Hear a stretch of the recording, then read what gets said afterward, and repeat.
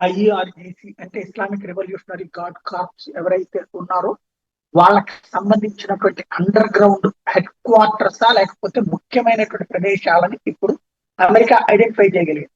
మొన్న అమెరికాకి సంబంధించిన 2 పైలట్లు మిస్ అవడం, అందులో ఒక పైలట్ వెంటనే తీసుకొచ్చి 2వ పైలట్ ని రెస్క్యూ ఆపరేషన్ చేయడానికి ప్రయత్నించినప్పుడు ఇరాన్ ఆగ్రహించి తొందరగా అతన్ని పట్టేసుకుంటే వెంటనే అమెరికాని ఇరకాటంలో పెట్టచ్చు అన్నటువంటి ప్లాన్ చేసి అందుకని రహస్య ప్రదేశాల నుండి ఇరాన్ సైనికులు అకస్మాత్తుగా బయటకు వచ్చారు.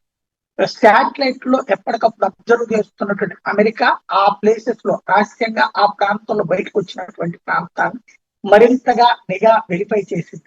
ఆర్టిఫిషియల్ ఇంటెలిజెన్స్ ద్వారా ఇజ్రాయెల్ అమెరికన్ దళాలు కూర్చుని సైంటిఫిక్ గా సెట్ చేస్తే ఎక్కడెక్కడ ఐఆర్టీసీకి సంబంధించి అకస్మాత్తుగా రహస్య స్థావరాల సైన్యం వచ్చారు. ఎందుకంటే $60,000 బహుమతి ఇస్తామని ఇరాన్ ఐఆర్టీసీ ప్రకటించింది వాడిని పట్టుకుంటే.